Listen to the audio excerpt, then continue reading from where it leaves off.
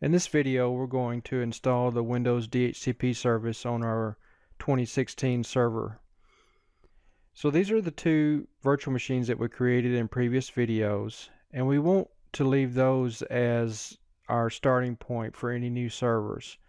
So what I'm going to do is just put these two machines in a group, which is something you can do in VirtualBox Manager.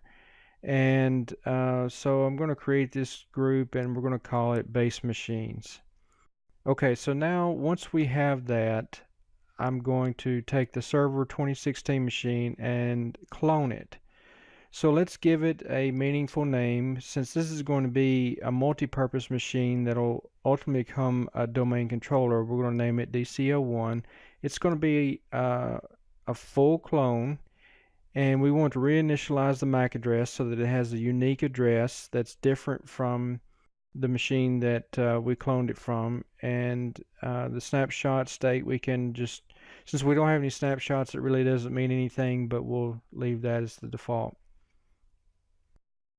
So we're cloning the server 2016 machine into a new machine called DC01. It's going to take all the same characteristics that the old machine had. We're going to put this in a new group. I'm going to call this group Lab.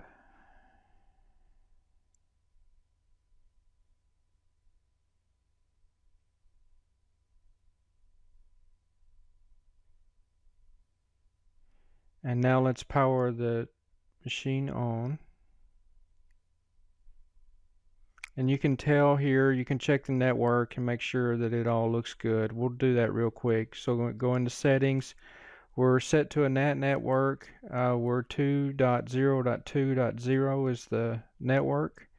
You can see the MAC address there, which will be a unique address from the machine that we started off from. So here, one thing that we need to do is, since we're going to install DHCP, we're going to go into our VirtualBox preferences and select this NAT network and turn off supports DHCP. And so what that'll allow us to do is to turn off the DHCP service that's built into VirtualBox so that it doesn't conflict with the DHCP service that we're going to put on this server. So now we're powering up the machine.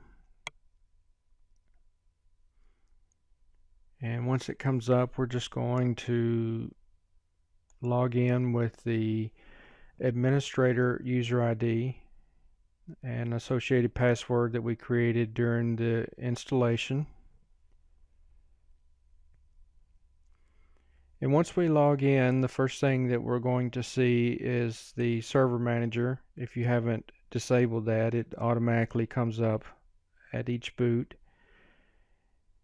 And we're going to go to the local server tab, and you can see the first thing you see is the computer name says server 2016, and so it's going to have the exact same IP address, everything as the old one. So this one has got DHCP still enabled from the server where we created it initially.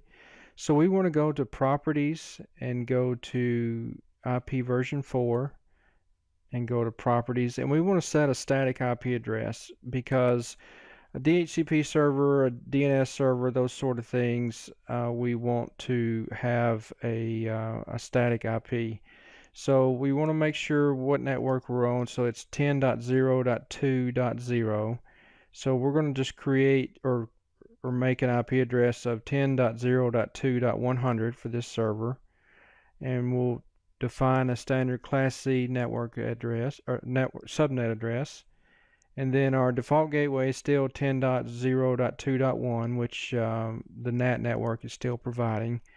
And our DNS server for now is going to be the DNS server that's on the network that the VirtualBox host is on.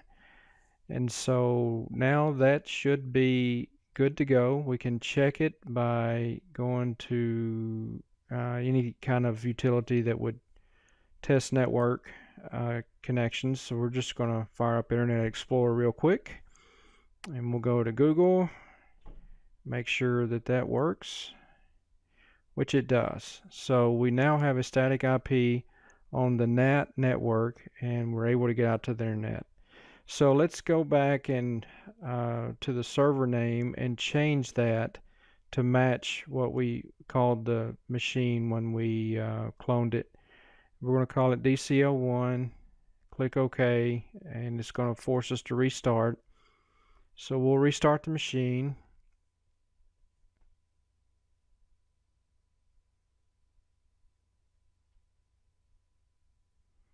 The machine comes back up. We're going to again log in as the administrator.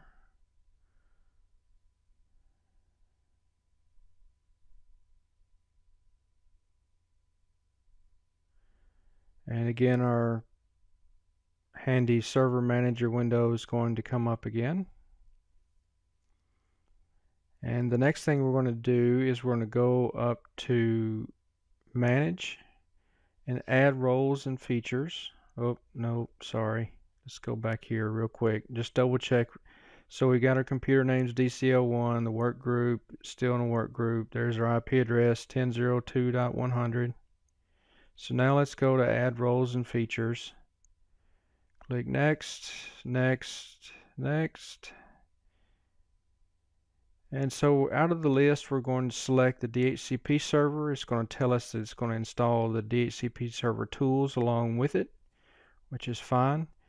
It says that we should have a static IP on the computer, and we want to make note of what our scopes need to be. So it's just sort of a planning deal. So when we get ready to configure DHCP, we'll have all that information, and I'll go over the scopes after we get the feature installed. So once the installation finishes, then we will close the installation progress window, and you can actually do this before it gets finished, and it won't hurt anything, but I really don't see any reason to do that. You typically, you can't configure it obviously until it gets finished with the install, so I usually just keep it open and wait for it to get finished. So now here we are with the finished message. We're going to click close. And the next thing is just a good practice. Anytime you install a feature, it's always good to do check your Windows updates, because a lot of times if you install a new feature, then you could make a new update or an old update for that matter applicable that otherwise wasn't before that feature was installed. So we're going to install an update, restart the machine yet again. So let's log back in.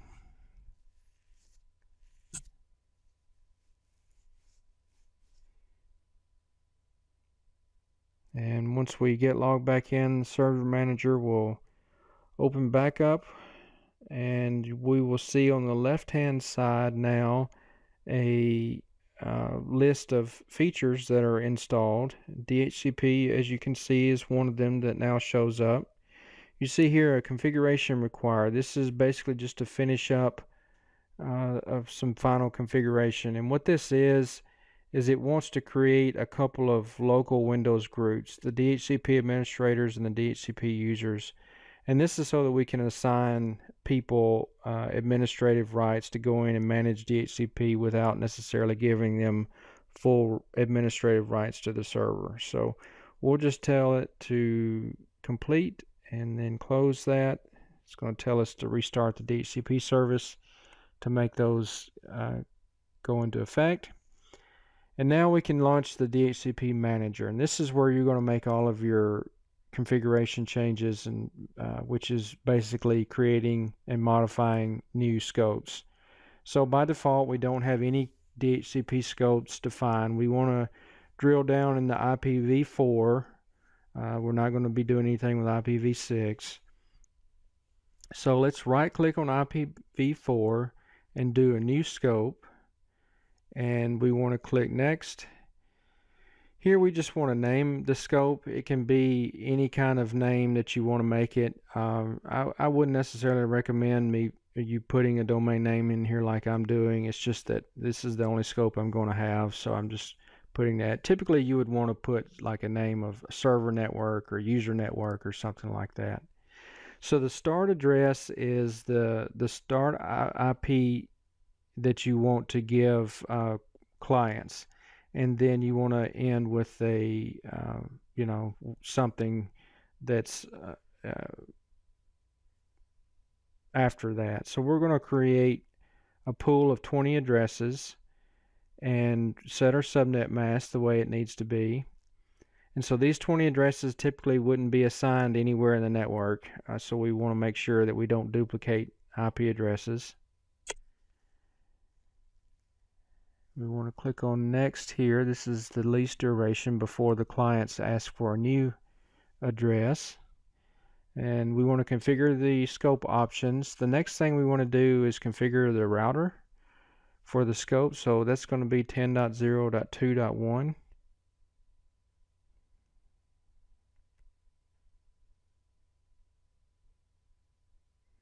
And the parent domain is going to be whatever domain name that these workstations are in. In this case, it's expresslearn.local. The DNS servers here is right now it's going to be the DNS server that is on the network of the VirtualBox host. The Win servers you can ignore, leave that blank. That's legacy stuff. And we want to activate the scope and click Finish. So now we have our first scope in the DHCP Manager. You can see here, if you click on the pool, we've got 10.0.2.200 to 220 configured. And the leases, we don't have any leases yet, which that's expected. So now let's go over here and create our test workstation and put it in our lab. So we're going to just create a clone of the WKS Win10 machine. Same kind of thing, we're going to do a full clone, and we're going to reinitialize the MAC address so we get a unique address for that interface as well. And we're going to put that in the lab group.